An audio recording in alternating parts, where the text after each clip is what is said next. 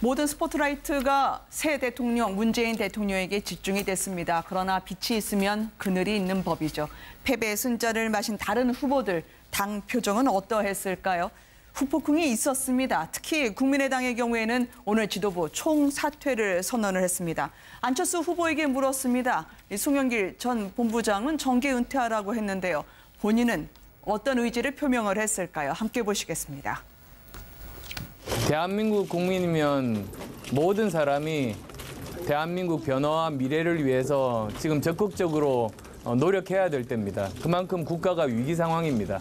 대표님 향후 거쳐야 되는 좀 구체적으로 좀 어떻게 하는 계획이시죠? 재충전 시간을 당분간 가지겠습니다. 어쨌든 정치 행보는 계속 이어가는 걸로 이해하면 될까요? 당분간 재충전 시간 가지겠습니다. 향후 당에서의 역할은 좀 어떤 걸 생각하고 계신가요? 예, 당분간 재충전 시간 가지겠습니다. 어떤 거 하시는 거예요? 같은 대답이 나오는 걸 보니까 그만할 때가 됐습니다. 충전은 어디서 하실 건가요? 수고하셨습니다. 네. 당분간 정치는 떠나겠다. 그렇지만 패배했어도 좌절하지 않겠다는 안철수 후보의 이야기를 들었습니다.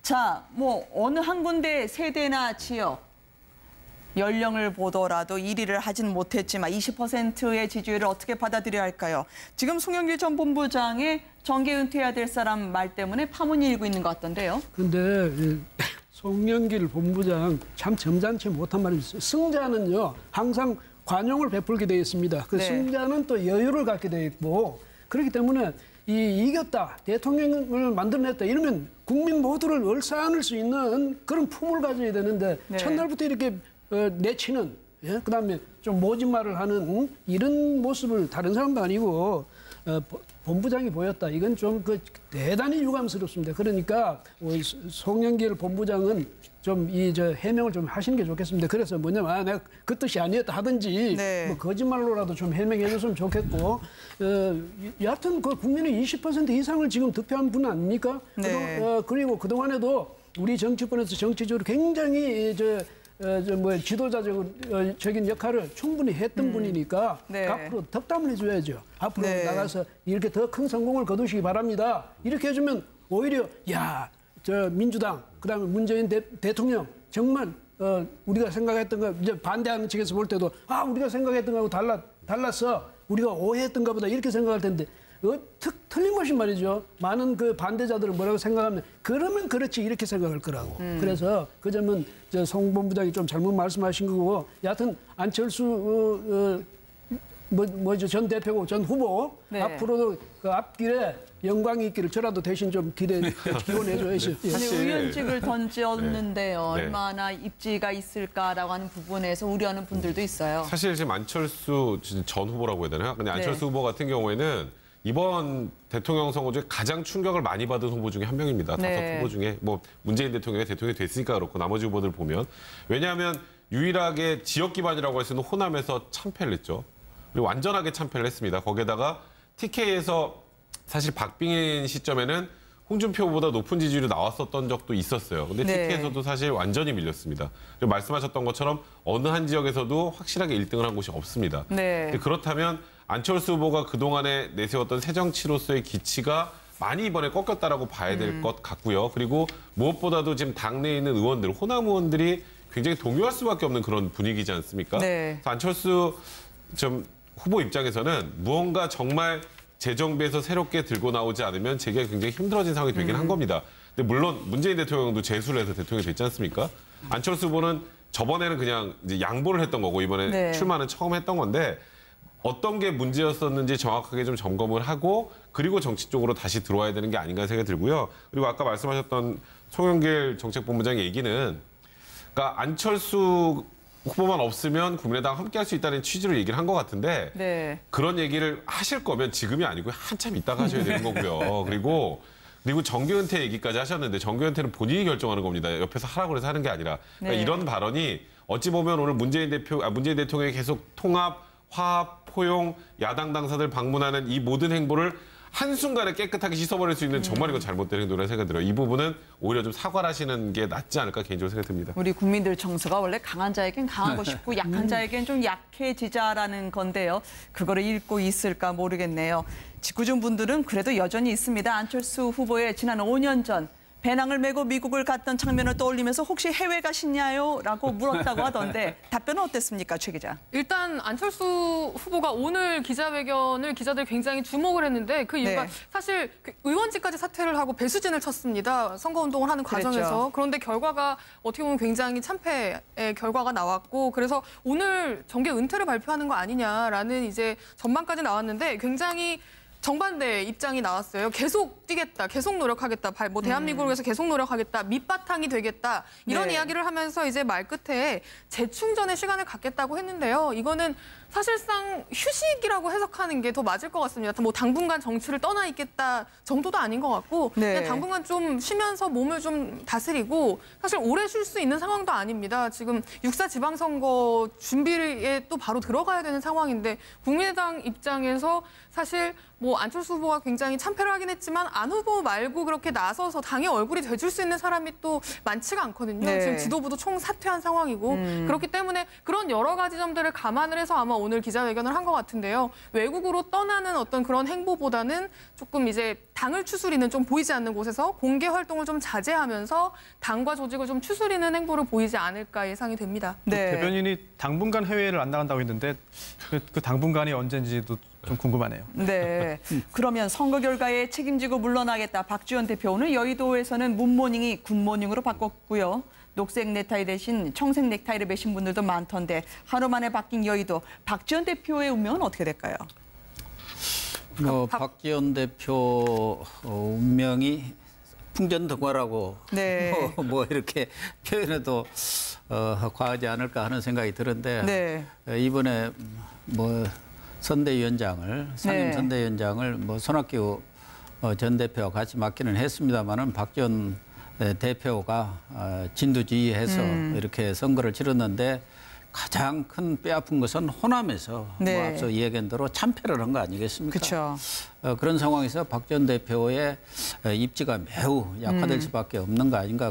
그래서 오늘 뭐 곧바로 네. 총 지도부 사퇴 카드를 들고 나왔는데 네. 그렇다고 하더라도 사실은 뭐 국민의당의 맨파워 이렇게 워낙 약하다 보니까 사실 뭐 정치권 전체를 털어서도 박지원 전 대표만한 네. 그런 어떤 정치력이랄까 뭐 내공을 가진 분들이 거의 없다시피 하거든요. 네. 그렇기 때문에 당분간은 뭐 후선으로 물러날 수밖에 없겠지만 결국은 내년 지방선거라든가 또 뭐 앞으로 정계 개편이 어떻게 될지 뭐 지금으로서는 예단하기 어렵습니다만은 경우에 따라서는 바른정당과의 어떤 이번에 사실은 중도 정치가 30% 정도 된다는 중요한 그런 뭐 진보와 보수 정치 외에 네. 보수 세력 외에 중도 표가 한 30% 정도로 이렇게 나타난 것으로 보면 얼마든지 중도 정치의 가능성을 지금 보여줬기 때문에 네. 바른정당과의 어떤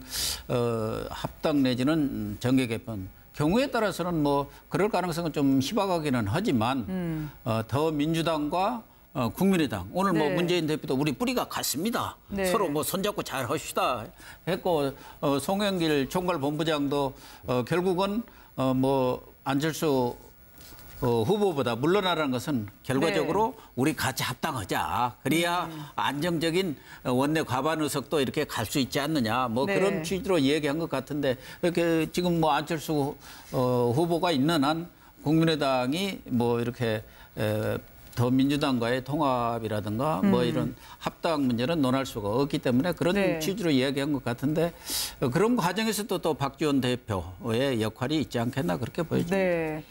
오늘 선대위 해산식과 관련해서는 안철수 후보는 모습을 드러냈는데 이분은 모습을 찾을 수가 없었습니다. 페이스북에서만 의미심장한 글을 남길 뿐이었죠. 홍준표 자유한국당 대선 후보 논란이 있었습니다만 그래도 2위로 자신의 경기를 마쳤고요. 쓰러져가는 당을 재건한 거 아니냐는 당내 자체 평가가 있다고 하는데 세월이 나를 다시 부를 때까지 기다리겠다. 역시 죽지 않았습니다라고 얘기하는 분들 많을 것 같아요. 6월 당권 도전을 하시겠다는 네. 의미로도 들리고요. 그러니까 홍준표 후보가 어제 그 패배 인정하는 기자회견을 하면서 네. 자유한국당을 재건했다는 것만으로도 나는 충분히 이번 선거를 잘 치렀다고 생각을 한다. 그러니까 말 그대로 홍준표 후보가 처음에 후보가 됐을 때 단자릿수, 한 자릿수 지지율이었습니다. 네. 근데 결국 안철수 후보까지 누르고 2위를 했다라는 측면에서 굉장히 높게 평가할 수 있지만 또 역설적으로 보수를 너무 한 틀 안에 가둬놨다라는 그런 비난도 피하기 힘듭니다. 왜냐하면 항상 우리나라 선거는 보수 쪽으로 기울어진 운동장이었음에도 불구하고 네. 이번에는 뭐 안철수 후보를 진보로 해서 생각을 해본다면 사실상 뭐 거의 7대3 정도로 진보 쪽으로 기울었단 말이죠. 네. 그게 왜 그랬을까요? 그러니까 탄핵 이후에 보수가 사실 보수답게 무언가 제대로 좀 책임 있는 모습을 보이지 못했기 때문에 결국 이번에도 소위 그 박근혜 전 대통령과 함께 했었던 여러분들이 자유한국당에 계속 같이 있었고 거기에 청산하지 못했고 네. 그리고 소위 말하는 탄핵을 찬성하는 쪽뿐 아니라 반대하는 쪽까지 전부 다 이렇게 끌어들이려고 하다 보니 일반적으로 중도에서 보수 성향을 갖고 있는 분들에게는 사실상 지지를 거의 못 받았단 말이에요. 네. 그리고 굉장히 이번에 친북, 뭐 종북, 뭐 이런 아주 강력한 그 보수에서도 굉장히 오른쪽에 있는 분들이 환호할 만한 얘기로 네. 그 아주 극단적인 지지층만 결집했다는 측면에서는 자유한국당을 재건했다고 볼 수 있는 시각도 있지만 어찌 보면 보수를 너무 쪼그라뜨렸다라는 비난도 피하기 힘든 굉장히 양면적인 선거 아니었나 생각이 듭니다. 근데 이제 복당 뭐 징계 해제 시끌시끌 하던데요. 당권에 다시 홍준표 후보가 도전할까요? 저분은 보니까 이번에 굉장히 자신감을 가진 것 같아요. 그래서 네. 사실은 또 그런 측면도 있죠. 왜냐하면 완전히 바닥에 있던 그 상황에서 네. 24%까지 득표를 한다고는 우리는 생각을 못했잖아요. 왜냐하면 보수 정당인 지금의 자유한국당, 그다음에 바른정당 네. 이게 질이 멸렬한 상태에서 과연 이번에 이 대선에서는 그 후보라도 낼 수 있을까 이런 그런 아주 비관적인 생각들을 많이 했는데 거기 나와가지고 두 자릿수 네. 24%를 얻었으니까 자기는 굉장히 어떤 자부심도 가질 수 있겠습니다만은 네. 그러나 지금 백 변호사님 아주 좋은 지적을 하셨는데 사실은 저것이 운신의 폭을 굉장히 좁힌 측면이 있어요. 네. 그런 점에서 볼 때 지금 홍 전 후보가 네. 앞으로 뭐 당권을 장악하기 위해서 거기에다 노력을 할지 안 할지 그건 모르겠지만은 누가 당권을 앞으로 잡든 누가 당 지도부를 구성하든 그게 문제가 아니고 네. 지금 자유한국당도 그렇고 바른정당도 그렇고 이제 대선을 끝났으면 이것을 정말 뼈아픈 교훈 삼아 가지고 새로운 보수 정당 국민들에게 네. 신뢰를 받을 수 있는 보수의 정체성이 무엇인지를 국민에게 분명히 제시할 수 있는 그런 새로운 국민들 전체가 국민들 모두가 너는 새로운 보수 정당 맞다고 이렇게 인정해 줄 수 있는 그런 정당을 지금 새로 만드는 게 중요한 과제입니다. 거기서 뭐 역할은 홍 전 후보도 할 수 있고 다른 네. 많은 사람들이 할 수 있지만은 과연 이제 그렇게 했을 때 홍 전 후보가 그런 정당을 만든다, 네. 그런 정당을 이끈다. 그럴 때 적합도 말하자면 후보로서의 적합도가 어느 정도일까? 네. 저로서는 약간 좀 만점을 주기는 참 어렵다 이런 생각이 드네요.